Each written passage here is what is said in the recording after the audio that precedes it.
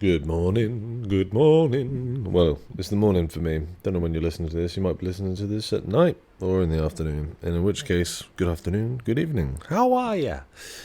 Yeah, I'm trying to record this a little bit earlier in the morning, but it is starting to get close to midday now, just because it's so darn warm. Not that I'm complaining. I like the warmth, but I'd rather get this done earlier.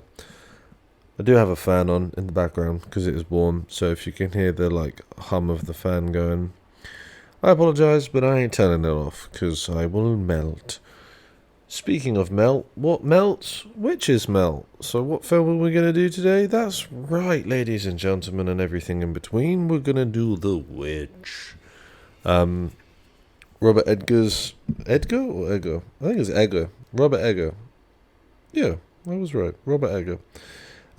His first directional feature-length debut. He did a couple of shorts before that. You may also know him from The Lighthouse, featuring Willem Dafoe and Robert Pattinson, aka Batman, and The Northman, which recently came out. Both of those films are awesome if you haven't seen them. And if you have seen them, you know full well that Robert Eggers has a very particular style. So, without further ado, let's get this shoe on the road and start talking about The Witch and how gosh darn terrifying it is. So we get an interesting opening scene with The Witch. It opens on the wonderful Anya Taylor-Joy's face. Anya Taylor-Joy's face. Because she's sort of like the heartbeat of this film. She's sort of more the rational one. If you've never heard the phrase heartbeat of a film before, it's sort of like the purest person. The happiest person, not necessarily the most innocent person, but just kind of like the least morally corrupt character, maybe. Something like that. That tends to be who it is. Like, for example, Tarantino described Margot Robbie in Once Upon a Time in Hollywood as the heartbeat of the film. So, yeah. Anyway, so we get an open shot on her face, and then it's got the deepest voice in Hollywood, Ralph Ineson. It's got his sort of opening. It's not really a monologue. It's because he does interact with another person in it, but it's not quite a duologue. Anyway, I promise I will wake up. I'll have my coffee in a minute, and then I'll wake up, and then I'll have more coherent sentences for you. But he has the deepest voice in all of Hollywood, and it's Yorkshire-based as well, so it sounds proper intimidating. Sorry for everybody from Yorkshire that I just offended with that shit accent, but there we go. Anyway, so all the shots in the opening sequence there, they're all stills, and they also aren't revealing of the father, Ralph Ineson's character. What's his character's name? William. Yeah. They don't reveal his face. We get like an opening shot on Anya, then we get an opening shot on her little brother, who is fantastic in this film. Harvey Scrimshaw plays Caleb. He's wicked in this film. And there's a shot of the back of Ralph's head. There's a shot of the court, like judges and stuff. There's a shot of the spectators watching this sort of court hearing play out. There's a couple of shots. All of Ralph's and Anya's family are sort of stood in a line opposite the judges in the court. And there's a shot from Anya's perspective looking down towards her father, who's at the opposite end of the line of them, and he's completely blurred out. So what Robert Eggers is doing there is he's building intrigue as to what their predicament is and also who they are. So he's given us the shoe-in by giving us the heartbeat of the film. Anya Taylor-Joy, she's got these sort of big eyes, these big sweet eyes. So straight away you're like, oh, this is a person we can, root for because they don't look evil. Do you know what I mean? It's a subconscious thing that humans will do. It's I'm not trying to patronize her and call her a kitten. She's a strong, independent woman. But, when you see a kitten or something, you're like, ah, I like this kitten. You don't know why you like this kitten. You just like the kitten. Do you know what I mean? That might be a really terrible example, but I don't care. Like I said, I haven't finished my first coffee of the day yet. Anyway, so yeah, he's sort of building intrigue as well, because where we've heard Ralph Ineson speak, but we haven't seen his face yet. We're like, who is he? What's going on here? What's happening? What's occurring? So it's just and I like the fact that all the shots are just completely held and still as well, because I'm going to build onto this later on in the podcast, no doubt. But it's when I say it's building intrigue, it's because it's allowing our imagination to do the work, which doesn't mean that Robert Eggers is lazy. It just means he's not spoon-feeding his audience. And there's a very small, like, traveling montage. I don't really want to use the word montage, but that's effectively what it is, because the family get kicked out of the parish, and they then have to, go find a new plot of land to build a farm on. So as they're going along, this happens a lot throughout the movie, but this is our first sort of taste of it.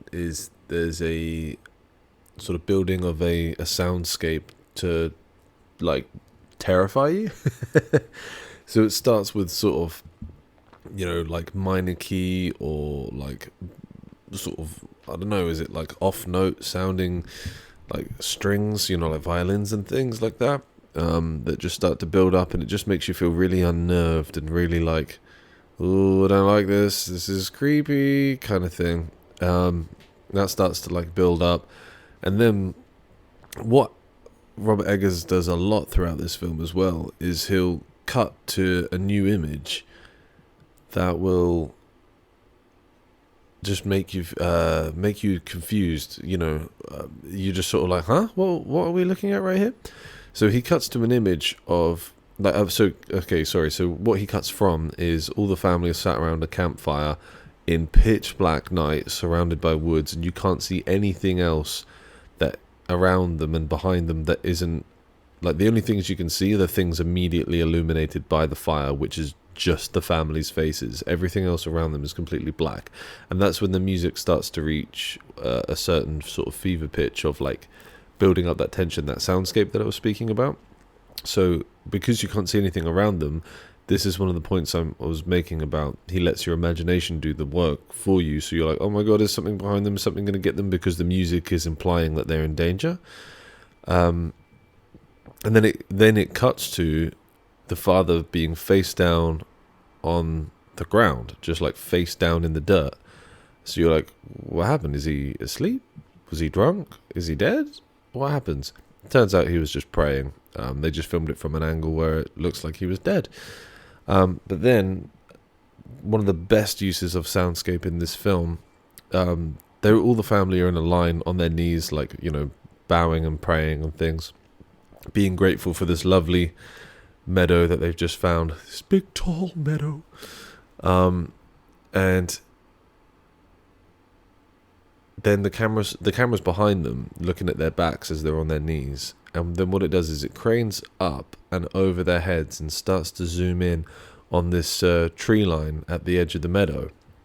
The big forest tree line, very dense, thick forest. And that can be in itself, if you're not a particular forest goer, or maybe you're scared of the dark or something, because there's all these shadows from the trees, that in and of itself can be a little bit disconcerting. Like, oh, I might get lost in there. I'm not a woodsman. But then as it does it, the similar sort of unnerving string quartet, I don't know if it's a quartet, the strings and the music and that starts to build up again, but then it layers in all these like really odd chants, like these, you can only imagine, it's some sort of like paganistic, guttural, what's the word for it, man? Like animalistic and primal kind of like chants, that just, and also maybe chants is the wrong word, but either way, if you've heard the film, you know exactly the bit I'm talking about. And it's sort of, it's like ghostly in a way, and it just builds up and reaches a fever pitch, and it's very unnerving. It's really, really unnerving to hear, and all you're looking at on screen is trees, but because of all this music, you're like, oh, this is unsettling. I don't like this. So what Robert Eggers does a lot in this film is just hold on images for ages and put some sort of unnerving thought in your mind, either with the music and soundscape or, some previous suggestion of, danger or something like that, and then just let your imagination run wild. And it's brilliant. And because I've got a really crazy imagination, so I was watching this film like absolutely cacking my trousers, Paul. And then again, to sort of continue the notion that where they've just moved to is a little bit dangerous, but then remind us that Anya Taylor-Joy is the heartbeat of the film. There's a cut to her in one of the houses praying, right? And she's wearing mostly sort of white or off-whites, light colours. And on her, there must be some sort of soft white light, just, to sort of illuminate her in the scene. And then everything around her, like the corners of the room, she's framed directly in the centre of the screen with her head and shoulders. And then, behind her, we can see the corners of the room and the back wall and things like that, and the floor. Because we're sort of tilting down, suggesting that she's on her knees because she's praying. She is praying in this scene. And where everything around her is dark, it's sort of like representative of that she's the shining light within this, moment of darkness, or this period of darkness in these families' lives. But then also the darkness around her, to me, was suggestive of that there's still some sort of danger. So then after Anya Taylor-Joy, her character's name is Thomason, which the first time I was watching this film, I couldn't make out what they were calling her. Thomason, but it's Thomason, I believe. Let me double check that on IMDb. Phone, recognise my thumbprint. Yeah, Thomason. I hate when your phone does that. It's like, no, this is not your thumbprint. It's like, it's the same thumb I've had all my life. Recognise my thumbprint. Let me in, please. Oh, the troubles and tribulations of first world countries, eh? Anyway. So yeah, after her little monologue, or where she's praying and things, we get a few shots around the farm, sort of letting the audience know what the family are doing there. I believe they call it chucking corn, which is where they're like hacking corn off of the bits that grow it, and a few other bits and bobs around the farm.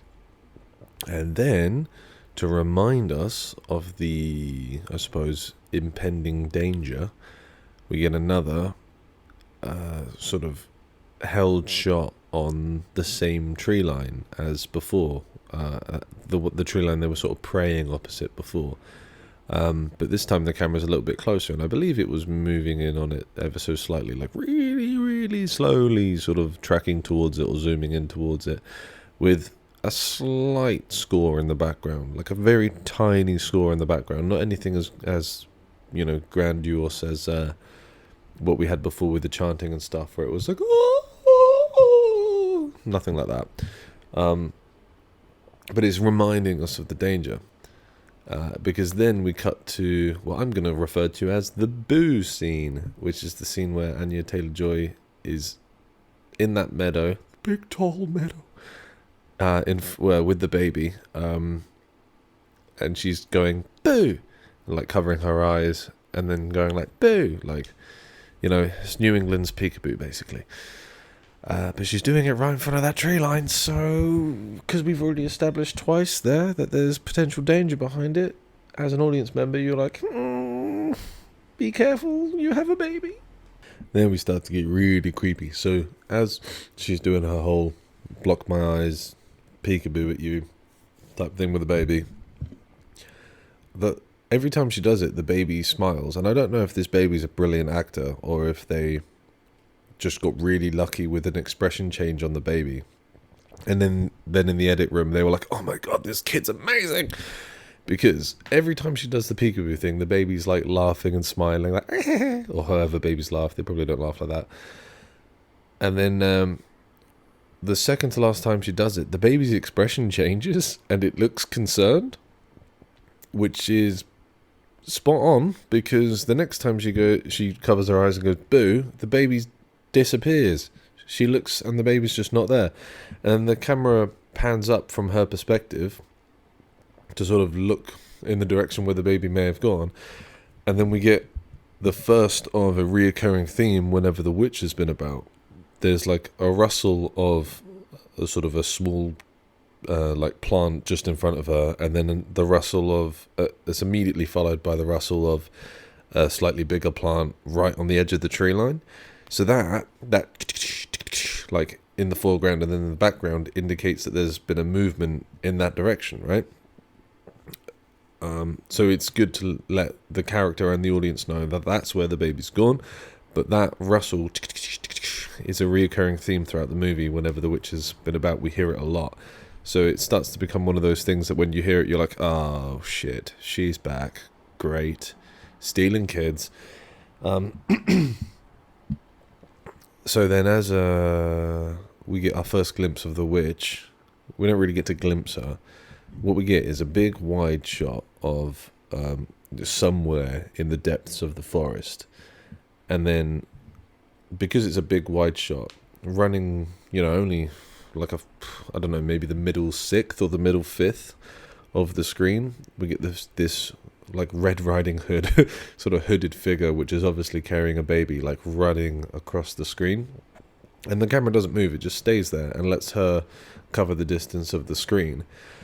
Which, this is getting towards what I was saying before about like not doing too much, letting the audience take charge of what they think is sort of like happening or occurring. And then it cuts to another real densely sort of thicketed shot. I don't know if thicketed is the right word, but the next shot is like super dense of these sort of like, what do they call it? Do they call it haunted trees when they're all kind of like, they almost look like they're burnt because they're so kind of like dead or dying and grey, and there's like thorns and sharp stuff. It just looks like scary trees, okay? Scary trees. And then because it's such a sort of thick, I don't know, a thicket, it's a thick thicket of trees, we can only barely see the witch's sort of figure moving behind them, coming towards her, but we start to hear her. We start to hear her sort of breathe, and it's like a creepy kind of breath. And then things really do get disturbing.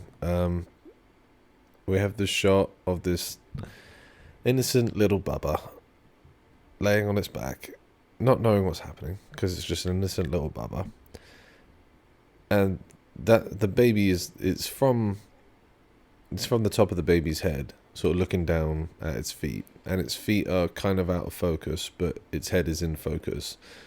So if you imagine that, you're looking, the baby's on its back, you're looking at its head, the feet are just out of focus. So then anything that's sort of south of the baby's feet is also out of focus, right? So we see this little bubba, minding its own business, and then from behind, sort of south of its feet, out of focus, we see this, we don't see the whole thing, we just see like, the sort of waist of this obviously haggard looking shape start to move towards it, and it runs its finger along the baby's like chest, and then a knife appears, and it's horrific and it's creepy, and we don't see anything bad happen to the baby, but it's obviously implied, and it's just ugh, what a scene, because all the camera does is just stay there. And we have the innocent baby, the creepy thing moving behind it. It creepily run its finger along its little chest, and then a knife appear. And like just that is enough, because your imagination's running wild.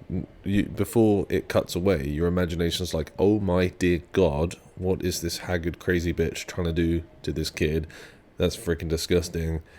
Let's shoot her with a bazooka. And then when it cuts away, you're like, oh, dear God, what did this crazy haggard bitch do to this kid? Let's shoot her with 2 bazookas. And then it gets worse. We cut away, and then we see some more horrific shit. And it's not even 10 minutes into the movie, Robert Eggers. What are you trying to do to me? And what he does so well is he shows you, like, Robert Eggers, he shows you, like, just enough to let you know what you're watching is horrible, but also let your imagination take charge and make it even worse for yourself. I'm only 20 minutes in, and it's 10 minutes into the 20 minutes into the podcast, 10 minutes into the film. Jesus Christ. So, we see, like, it cuts to, like, a creepy... Everything's creepy in this film. Oh, Jesus Christ. It cuts to... There's something... Okay, I'm just going to say it. There's something creepy about old naked people. Right? So, the witch is old. She has an old person's body. And what we see is a shot of her naked from behind. And so you can sort of just see, like, part of her back, her ass, and then part of her thighs. And then, like, she's got this haggard, wiry, just not well-conditioned looking hair hanging down her back. That's pretty much covering, like, a lot of her shoulders and her face and stuff, which is, you know, presents that sort of the element of the unknown, which in itself is creepy because you're like, oh no, this is creepy. What does she actually look like? You know, whatever. And she's like, looks like she's churning butter. From behind it looks like she's got one of those, what do they call them? Yeah, it's a butter churner, isn't it? That the Amish people would use. So it looks like she's churning butter, and it holds on that shot, zooming in very slowly for ages as the music starts to build up, and there's more, like, you know, sort of creepy chanting and off note and minor key violin bits, but there's also like a going throughout, something about repetition like that. I don't know, it's very... does something to the audience. And then cut to another weird angle where we can see, like, part of the witch's hip, but then we can see what she's been churning, which just looks like there's a load of blood and bones in there, and we can see her sort of, like, rubbing it on her hip and stuff. So we're not seeing the full image of the witch, which is making the audience go, oh my god, why is that all that blood in there? Was that the baby? Like, why is she rubbing it on herself? And then we get another shot where she looks all like Gollum, like it's a completely black shot. So these other shots have been sort of a little bit orange in hue, you know, because of, like, candlelight. Where then the next shot is completely black, and we just see her in the sort of, like, bottom left of the screen again. Can't really see her face, but can still see that she's naked. She's, like, lying on her side. She's rubbing a stick with, I think it's the blood. And she's sort of blue in hue because she's, like, illuminated by the moonlight. And again, that shot is, like, just enough so that we can kind of see what's going on, but we kind of can't. So then as an audience member, you're trying to figure it out. Same as what I was talking about with that opening scene of the film, where you're like, what's going on? Why are they in court? Who are these characters? What are they doing?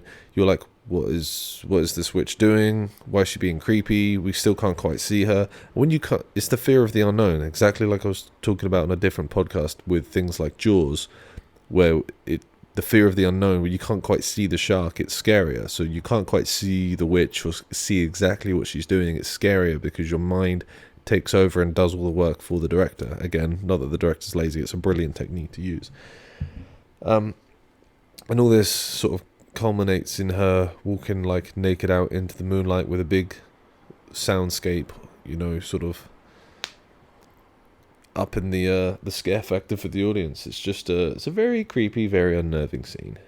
Wait, sorry, I just got that wrong. It doesn't culminate with her walking out into the moonlight. I paused it and I thought that that's what it was, but I remembered it wrong. What it is a still shot of a, like, crow or some sort of blackbird sat on a branch directly in front of the moonlight, so it's sort of like, you know, silhouetted and circled by the moonlight, but it's right zoomed in on the back of the crow's head, and then it sort of pulls back, like tracks back, zooms out, and then it's apparent that it's a bird on a twig, but because I paused it right when it was zoomed into the back of it, I thought it was the witch for some reason, but it's not. Either way, it's still creepy. I'm really doing my best to not talk about every single shot in this film, but it's such a excellently shot film. So moving on, there's a few scenes in between whatever the last one I was speaking about was and this one. It's when the dad and the eldest son want to go hunting in the woods, right? So the first shot we see of them hunting in the woods is one of those massive wide shots again, where we see this stupidly thick, dense forest. And it's just pretty much a held shot, and then way in the distance of it, pretty much only just visible. You know, they do disappear behind a couple of trees every now and then, but it is apparent that they're right there. Is the father and son walking away from the camera further into the depths of this forest, and we can faintly hear them talking, you know. So the fact that it is this big wide shot, and the fact that it's just held on there for a minute with them walking away, for me, it let my imagination run wild, in the sense that I was thinking like, oh no, they're like walking into danger, or they're also like somewhat like there's not a lot of hope for being able to help them because they're so far into this like dense forest. You know, it's like being in deep ocean water, you know, like you're at the mercy of the sharks or the currents or whatever it might be. Like, you know, you're a bit fucked. That's the sort of sense of danger that I got from it. And all it is just a held shot, really wide, with a slightly unnerving score. It's just absolute brilliant craftsmanship. So also as well in this film, I feel like Robert Eggers and, you know, his cinematography, or cinematographer, or, you know, even the location scout must have had a real keen eye for finding natural things that are creepy looking. So like there's a upturned tree, you know, a tree that's fallen down and all the roots have upturned. You know, so there's all these like jagged edges and sharp snapped bits of root and branch and things. And that, I've always thought that looked creepy. Like, slight tangent, I used to go on a lot of walks with my cousins and my granddad in the local forest near where they lived. And I always thought that was really creepy. Like, you know, some upturned trees, like the root section, looks creepy. It's all these like sharp, jagged edges and things. It just looks odd. So as they're walking through the forest, we cut to just a shot of that upturned with like a dull hum in the background of like this unnerving score to keep the audience sort of on edge that something not nice is around the corner. And yeah, just it sort of slowly zooms into it, and then they walk into frame, and you know, it's apparent that they laid a trap there, and that's why they're walking onto it. And the other thing I wanted to speak about as well was how awesome the tone of this film is, and as in the color tone. So what a lot of people might not know with films is color grading is really, really important. And it happens in pretty much every film. I mean, if you can always tell when a film hasn't done it, and when I say a film hasn't done it, it will normally be like a low budget film that your mate made and they couldn't afford a color grader, because I don't think I've ever seen a film or a TV show where color grading hasn't been done. So what color grading will allow you to do is sort of manipulate the tone of the film. So for example, as they're walking through the forest here, and throughout pretty much all this film, I'm pretty sure the tones are very deep, like as if there's an overcast of clouds, or as if everything's been rained on. You know, like if you have tree bark and it's dry, it's sort of like, it's like a dusty kind of brown, I suppose is the best way I can describe it. And then when it gets rained on, it's more like a muddy, deeper kind of brown, right? So that's what this whole film looks like. It looks sort of dull, not dull in colour, but it looks like overcast and almost depressing and kind of dark and deep in tone. Whereas if you've seen a show like Ozark, whenever they're in the Ozarks and not in Mexico, the colour grading and the tone of them in the Ozark area is all sort of like bluey, and it's like it's not quite normal colours. It has like this weird kind of blue sort of tone to it, and then when they go to Mexico, everything's very bright and sunny, so the tone sort of changes to like a more orange. I don't know, it's kind of hard to explain without sort of being able to show you visual examples, but if you know what I'm talking about, great. If you don't know what I'm talking about, just start, when you're watching things, start looking at the tone of what is, you know, being shown to you. I think as well, Robert Eggers just throws in a load of like unsettling imagery just to continuously keep you like on your toes. So there's just a random shot that doesn't sort of I think the only thing it adds to the story is reinforcing the fact that this family's struggling for food, like their crops are rotting, the hunting's not going well. So they have a chicken coop. Anya Taylor-Joy sticks her hand in the coop to pull out an egg, drops it on the floor, and it cracks, as eggs do. And it's not, you know, an egg yolk and an egg white in there. It's literally like a partially formed chick. And it's, covered in blood and stuff because it's growing. So we just hold on this like unfortunate image of this dead chick now covered in blood for a little bit. And that's it. That's what the shot is. And it's just adding more unsettling things just to keep you sort of like, I don't know, in a suspended state of dread, I suppose. So fast forward quite a bit now to when Thomason and Caleb decide to go to check out that trap to see if there's any food there. And they end up getting split up because of that creepy bunny rabbit. So we've already seen the rabbit twice, and it's becoming apparent that it's a bad omen.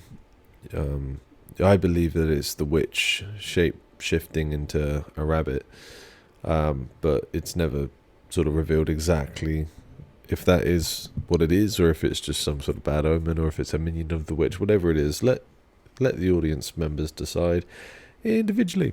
Anyway, so they're coming back from their successful gathering of an animal that was trapped in the trap, and it's quite, it's bright and sunny. Like I said, it's still got those tones of it sort of being dull in colour, in the sense of, like deeps and sort of almost like a depressing hue, but it's still daylight, so it's still quite bright. And then the rabbit appears, the dog chases the rabbit, Caleb chases the dog.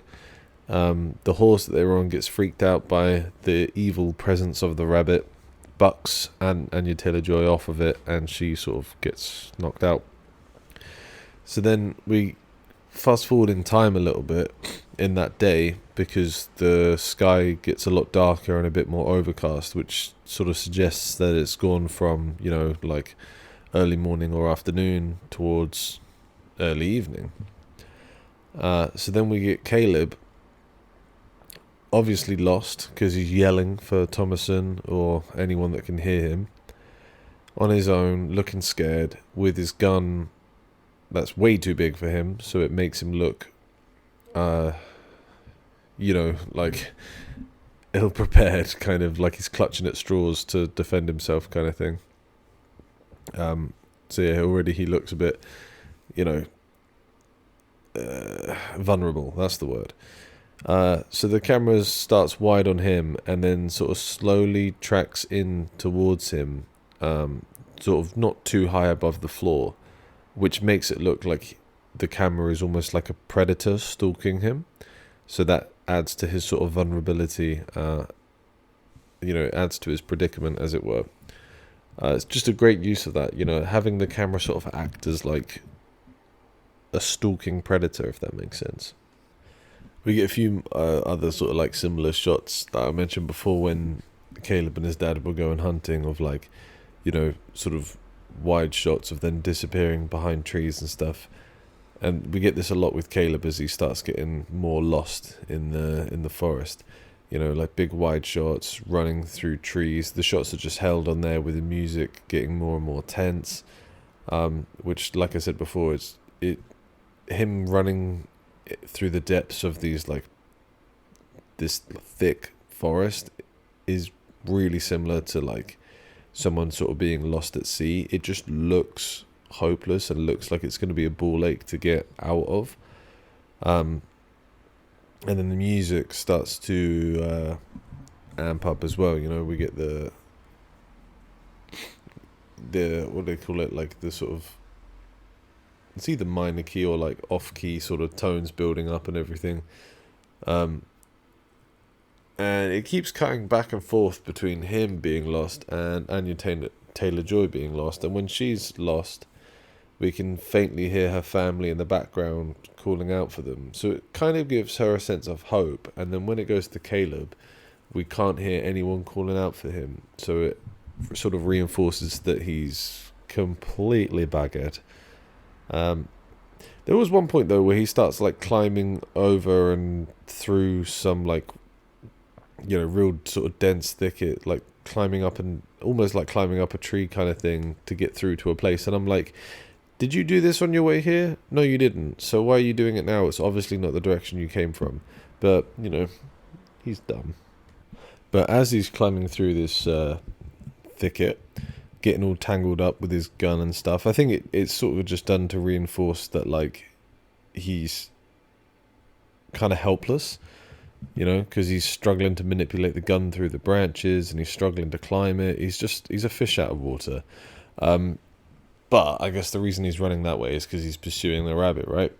So then we get one of those cuts I was talking about earlier, where it's a cut to an image that sort of throws you off. So it cuts to to what he's looking at, what Caleb's looking at, and we see, like, again, a kind of dirtied shot in the sense that it's dirtied by all these like branches and twigs and leaves and things. So it's not the clearest image. And then we see like the back end of a rabbit like hop through a gap and then off to the side. And it's not until the rabbit goes off to the side you're like, oh, that's a rabbit. Initially, when it cuts to it, you're like, what is that shape moving? And then, or at least I was anyway. It kind of throws you off and it only stays there for a second. And then it cuts back to Caleb. So it's just like little flash. It just sort of confuses your brain and keeps you sort of guessing. And then because you're not getting any like definitive answers or like definitive footage, and you just have this sort of suspended sense of like dread and impending danger for Caleb, and the music's amping up and all these different things assaulting all of your senses, like visually and with sound, and then with your imagination as well. Is creating this like horrible atmosphere, and for me at least it was allowing my imagination to just absolutely drive me up the wall. And then we get a shot that this formula is used quite a lot throughout this film, where we see the character and we don't see what they're looking at until a little bit later to, you know, add, like I was saying, like I've said a lot already, sorry, that sense of the unknown, you know, the fear of the unknown and the imagination. So you get Caleb walking, looking very scared, lost, confused, concerned. He's walking towards something, and then eventually the camera cuts around and we see what he's looking at, and it's this hut. It's this dark, dingy little hut in the middle of the forest, looking very creepy, smoke bellowing from a chimney, obviously suggesting that something's in there, and it just holds on that for ages, slowly tracking towards it to, you know, indicate that it's Caleb walking towards it. And then a foot appears from the doorway, and the witch steps out. And we know it's the witch because she's wearing that red robe that we saw her snatch the baby in, right? So costume department, well done. So she appears, but she looks young and attractive. And the actress, what's her bloody name? I believe she's either a former or a current Victoria's Secret model. Let me just find her name quickly. What is your name? Sarah Stevens plays the young witch. She does a really good job of half looking sort of, it sounds weird to say seductive because Caleb's obviously a young kid, but that is kind of what she's doing. It's suggested earlier on in this film that Caleb's starting to find women attractive, right? It's suggested before. So the witch, being, you know, supernatural in power, will probably have a sense of like his I don't know, his pheromones or his like mind state or whatever it might be. So she's part seductive, but then she's also part reassuring in the sense of like, oh, don't worry, you're safe now. She doesn't say anything, but you kind of get that vibe. And then, despite, you know, showing those two sort of vibes, she then also has another vibe of like creepiness. Like she sort of smiles and like tilts her head down in a way, and then because the way that she's lit, when she moves her head, sort of like tilts her head down, we get these shadows appearing on her face, and that makes her look really creepy and scary. But yet, because she's sort of, you know, she's so, well, I imagine it like banshees. If you don't know about no, sorry, not banshees, like mermaids, where they would sort of like seduce sailors into the depths of the water. It's like and they would, get them in a trance and things, and then seduce the sailors and then drown them. So even though she looks a little bit creepy and a little bit dangerous, because of that sort of seductive aura that she has, she's like pulling Caleb towards her. So even when she looks creepy, he's still walking towards her. And eventually, she plants a kiss on his mouth, which is just a bit weird because she's way older than he is. But then as she does it, one of her hands looks normal. It's like, caressing the side of his face looks normal. And then just as it's about to cut away, this other creepy hand like pulls the back of his head, like holds the back of his head to her, and it's a creepy old witch hand, and then it cuts away. And all the while this is happening, the music again is like amping up, getting really intense and creepy. It's just a very creepy offsetting scene. It's disconcerting. So as Caleb comes back after being lost, the family think he's pretty much gone. There's a little row about, are they going to look for him, what's happened to him, blah blah blah.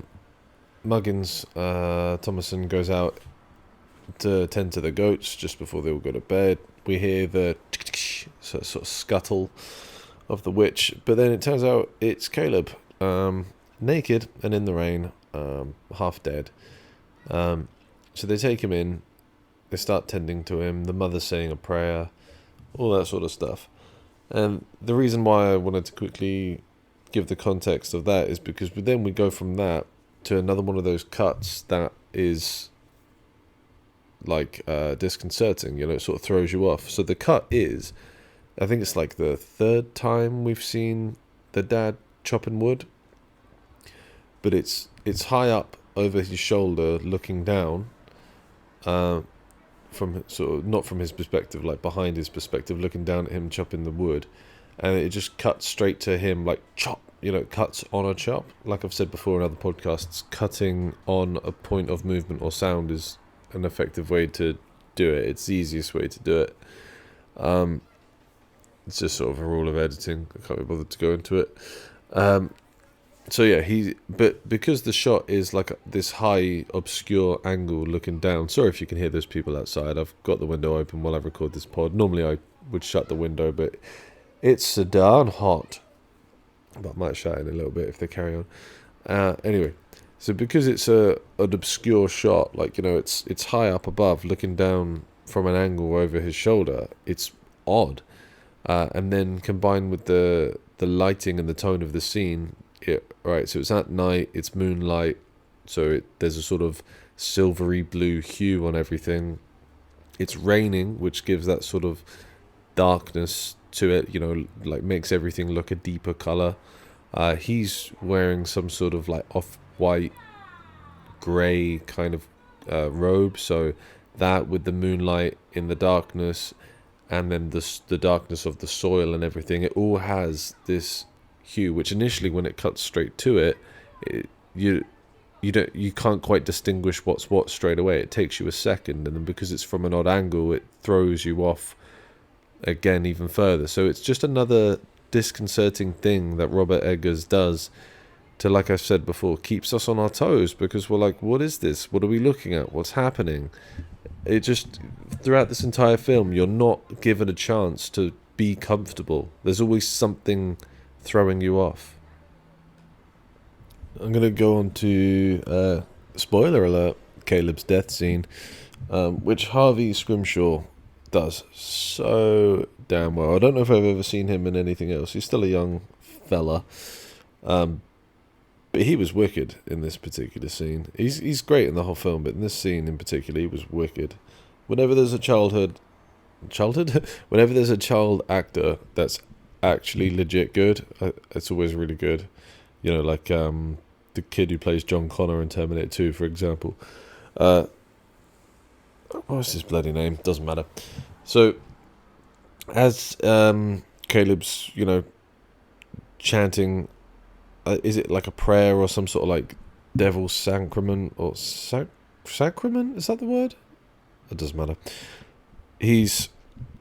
A lot of the angles of him doing it will be sort of with the camera kind of, he's laying down on the floor, and the camera's kind of like just above him, looking at his face. So quite a lot of the time with that angle, you sort of see, like up his nose, which just gives him like a really creepy, kind of disturbing expression, and the way that he's lit as well. Like he's kind of lit from the window behind his head, but up above behind his head. So it's just an odd angle. So it's not like a portrait sort of angle. It's from this weird below shot. So all the shadows and things that we get on his face are just very disconcerting. It's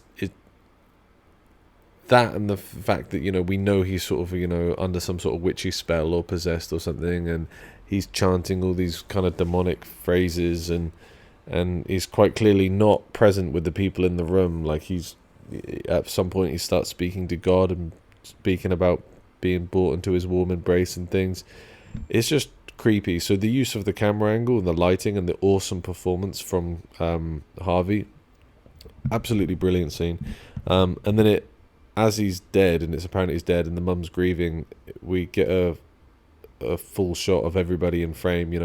Him in the middle on the floor, the mum just behind him cradling his head, the dad stood up to the right, and then Anya Taylor-Joy sort of kneeling to the left of Caleb, and then the other twins are laying down on the floor behind.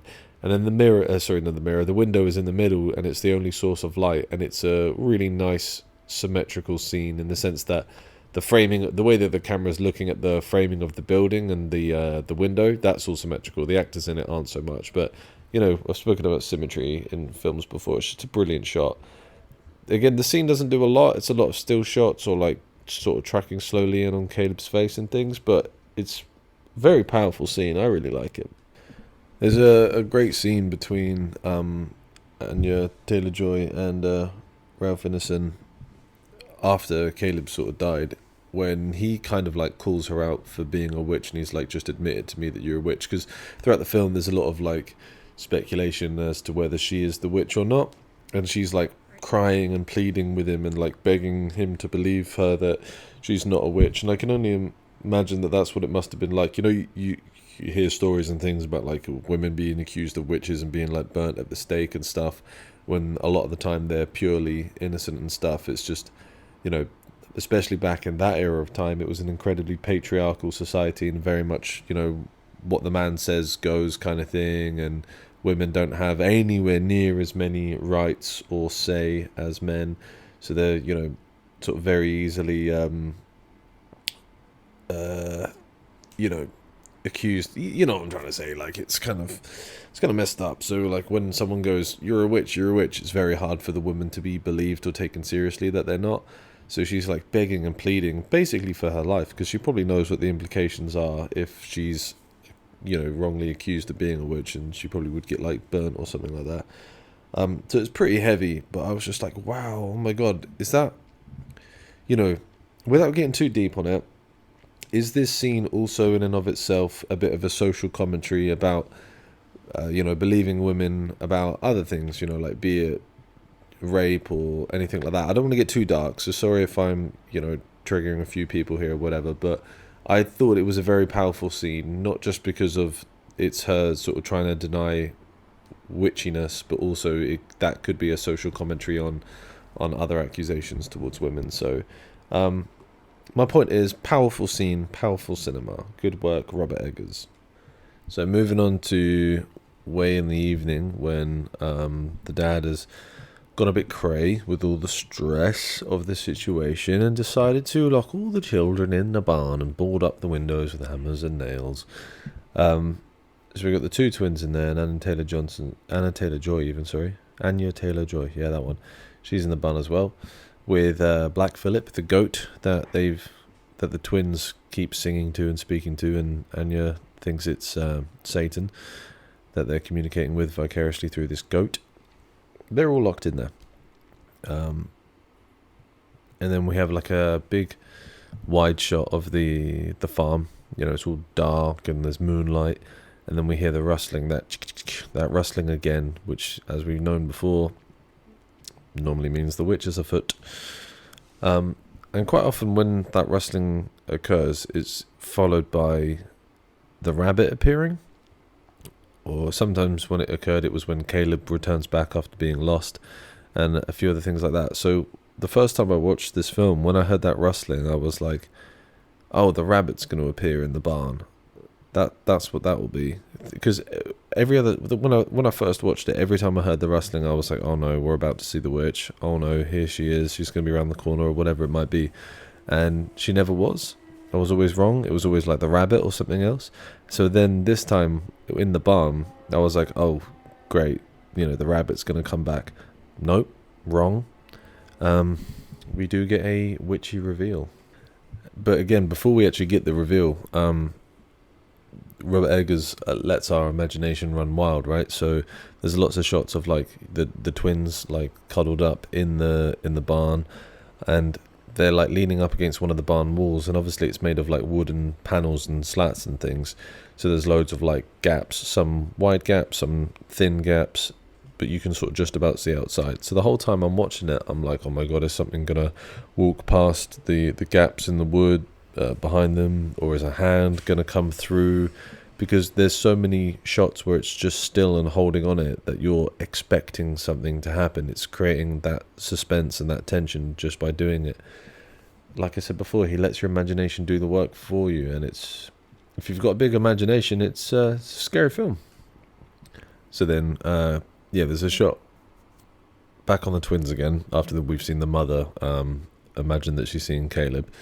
Shot back on the twins again, a little bit closer than it was before, still with all that like gappy wood behind them, and we hear the again, and then we hear a thud, like something's landed on the roof of the barn, and the twins look up to it and start like breathing heavily, like they're scared, and we sort of hear something like start to move down, the through the barn kind of thing, and the music's like the violin, not violin, yeah, it might be violins, but like some sort of strings, like as the thing like jumps on the roof. So it's starting to layer in tension, okay, with this soundscape, because the shot is just the twins sat there, and then everything else is done with the sound of the music. So then it's apparent that the witch is in the barn, right? So the kids, this is exactly what I was talking about before when Caleb's walking up to the witch's little hut. The two twins stand up and they're walking towards camera, obviously looking at something, fear on their faces, and then, like I say, it's a lot of us just looking at them while our imagination runs wild with, oh, what are they looking at? And then it cuts around, and again we see like the old, haggard, naked witch, but just the back, same as like when she was churning butter at the start. Not churning butter, she was churning up a baby, but anyway. We see that, and it's only partially lit. There's like a little bit of the moonlight peeking through the cracks in the wood of the barn and everything, which obviously isn't moonlight. It's just someone outside with a white light, or lighting rig set up outside or whatever, tricks of the trade. And then the camera starts to like slowly zoom in on her, and it looks like she's like maybe taking a chunk out of the side of the goat and everything, but you can't quite see because where her head is, it's particularly shadowy. But the music starts to amp up. There's like a sort of like a high pitched noise creeping in, kind of like a kettle boiling, but not quite. And it just zooms in closer and closer to her. And then as it gets to a certain point, her head stops moving as if she stopped eating. And then you're like, uh-oh, she's about to turn around. And then her head raises up a little bit. You're like, yep, she's about to turn around. And then she snaps around, and it looks like she hasn't got any eyes or teeth. And then she like does a witch cackle at the kids. They start screaming. And then we cut to the mum, who thought, because I didn't really cover this a minute ago, but she was hallucinating seeing Caleb and the baby that went missing. Caleb hands her the baby. She thinks she's nursing the baby with her bosom, and then it cuts to her sat there laughing hysterically, mimicking the witch cackling, and she's not feeding the baby. There's a crow sat on her lap eating her bosom. What a film, Robert Eggers. What have you done to my mind and my senses? You have ruined them. Just want to point out as well, I'm pretty sure there's only one jump scare in this entire movie, right? So if you have a horror film and you only have one jump scare, you have excelled, especially when that film is actually scary. Because I mean, a lot of people find jump scares a bit hacky and a bit of a cheap way to get scares and thrills. So when it's when the dad leaves the leaves the house in the morning to check on the kids after they've spent the night in the barn and that, and he gets absolutely done in by the goat, the black goat with the horns. It's all quiet and peaceful. Well, it's not peaceful. He's looking at like the two dead goats, and like, you know, a broken up barn and stuff after the witch has like wrecked it, and he just gets like speared from the side by this goat, and then Anya screams at the same time. So, you know, you have him getting hit, her screaming, the music and everything like that. It's just, you know, layers. All counts towards this jump scare, but it's the one and only, I'm pretty sure it's the one and only jump scare in the film. So well done, Robert Eggers, for not relying on cheap tricks. I don't mind jump scares. I think they're quite effective, but a lot of people find them cheap tricks. So well done for him to not rely on any of those. So right near the end of the film, Anya Taylor-Joy's sort of passed out on the kitchen table, left the door wide open behind her, cut to her waking up. It's dark now, it's midnight. The door's still wide open, which, you know, shows that she's not been protected at night, so you get that sense of like peril. Anyway, she goes outside, big wide shot. Initially the only source of light is a faint bit of moonlight. Other than that, it is quite dark, but it's an outside shot of like the barn and one of the gates and the pens where the black goat is, which, as we know, it's been suggested that that goat might be a vessel for Satan. So she walks out, candlelight. She's wearing white. She's the moon's not in screen. There's just a sort of shimmer of moonlight on the floor. So other than that, she's the only light thing on the whole screen. Everything else is black. The tree line is black. The barn is black. Everything's dark and black. The goat is dark and black. She's the only thing wearing white, and she's got a candlelight. But so she's, you know, looks innocent and that kind of thing. And then where it's quite a wide shot, again, we do get that sense of like her sort of, you know, being lost at sea, in a bit of imminent danger and that kind of thing. And as well, the music is, again, amping up, adding some layers, bringing that sense of peril, unnerving us, and just creating that sort of sense of danger. So then we actually get to meet Black Phillip and, you know, the goat, formerly known as Black Phillip. So this shot is pretty simple but effective, because once again, as I've said a million times, it's playing on the audience imagination, filling in a lot of the blanks, right? So it's just a head and shoulders close-up of Anya Taylor-Joy, lit only by candlelight, and she's got her eyes transfixed on Black Phillip, and she's asking him to speak to her the way that he would speak to the twins, because the twins said that they used to communicate with him and things like that. So she's asking him if he can understand her, wants a reply from him. Just as she sort of gives up and breaks gaze from looking at him and goes to walk away, we hear this really creepy whisper come just all over the, like, comes from sort of every angle. So what I mean by that is, like, sometimes if someone's off left of screen, they might project the sound only through like the left-handed speakers or the right-handed speakers, or, you know, that sort of can create a geography as to where people are, you know, using the sound dispersing through a different way, which is why it's always great if you have a really good sound system at home. But the best example is, you know, when you're in the cinema and there might be like a gunshot and it will only sound like it's coming from like one corner of the cinema speakers kind of thing. That's, you know, so simple way to explain it. That's basically how it works. But this whisper comes from like all of the sort of sound outputs. It's a really like all-encompassing whisper, and it's very soft but very creepy. And it's apparent that it's Black Phillip, and he starts sort of luring her in with like, what does she want? What like sort of selfish desires does she want? Does she want to live lavishly? Does she want to see the world? These kind of things. And she's like, well, what do you want in return? And he says, dost thou see a book in front of you?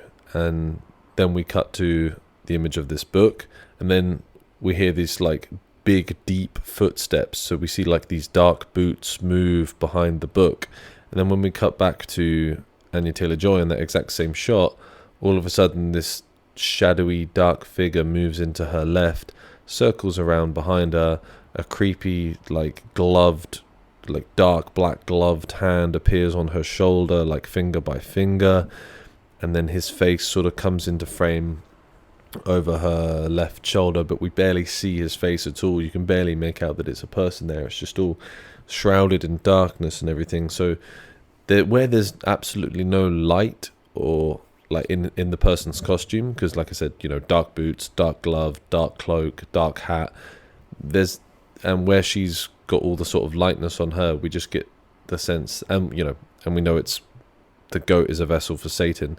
It's very apparent that this is an evil figure. And then there's a big booming cut to, big sound, sort of boom happens. Not boom like explosion, just a big boom. Massive wide shot. Anya Taylor-Joy way in the distance walking into the forest that we already know is creepy as shit. She's nude at this point, and we see her from behind. So the only thing sort of illuminating her pale white skin is the reflection of the moonlight, and then we've got Black Phillip the goat walking behind her. So things are starting to amp up and get pretty creepy. So then as she's walking through the woods, we hear a faint whisper. By the way, as well, with her sort of being nude with her long hair flowing and us kind of only seeing her from the back, it is reminiscent of the times that we've seen The Witch. It looks very similar visually. So you're starting to think, oh, maybe she's being a bit witchy. And then as she's walking through the woods, the soundscape, we hear these whispers of chanting and stuff. And then all of a sudden a really loud chant of several people just booms in through the audio. And that was quite unnerving. And then we see her approach these, it's maybe 6 or 7 women sort of on all fours around a giant campfire, moving in strange contortions and chanting and yelling and just being all feral and primal about it. And they're only lit by this massive booming campfire in the middle, and she just sort of walks over to it entranced. It's pretty intense. And then to cap off this final sequence, we get the witches start levitating, and then we get sort of close up on Anya's face. Again, the only light is the fire, so she starts to levitate as well. And I think it's the first time since the baby went missing that she actually starts to look joyful. She's enjoying sort of this levitation and this primal witchy moment. And every now and then when she tilts her head back to sort of laugh up to the sky, because the light from the fireplace is then sort of below her, we get similar shadows and disturbing looking angles and things as to what Caleb had when he was dying. And then she levitates, and we get a great massive wide shot of her body in line with this massive great tree trunk. So it's not quite symmetry, but that's in the center of the frame, this massive tree trunk. She's all the way near the top of it with her body in line with it, and she's kind of got her arms out a little bit Christ-like. And the music is all amping up. There's all these chants and stuff, and then it cuts, fades to black, and then you get a kind of Blair Witchy message appear just before the credits start to roll, saying that a lot of the dialogue, a lot of the story and everything was inspired by actual written, documented folk tales and experiences of people, in that kind of New England era. It's a brilliant, brilliant film. I think this might be the longest podcast I've ever done, and one of the shortest films I've done a podcast on. There's just so many layers and intricacies and just brilliance to this film. It's fantastic. If you like horror, or you like art house, or you like just absurd, weird films, I would recommend the shit out of this one. Brilliant film. Would recommend. Anyway, that's that. I don't want to ramble on too much longer. We're already an hour and 5 minutes in, so thanks everybody. I've tried to make the podcasts as available as they can be, but I'm assuming if you've listened to this, you've figured out where you can find it. Please, wherever you are listening, please review it, subscribe to it. You know, you don't have to give me 5 stars, but I'd like it if you did. Subscribe to it so that you don't miss a post. And just do anything you can to support your boy. Follow the Instagram page, which is Movie Mondays with Luke Pickett, or is it Movie Mondays with Luke Pickett? It's one of them. You'll find it. But yeah, just interact with us on social media. I say us, it's me. I do all of this myself. Anyway, peace and love. Have a good weekend. Have a good week. Have a good life. Bye.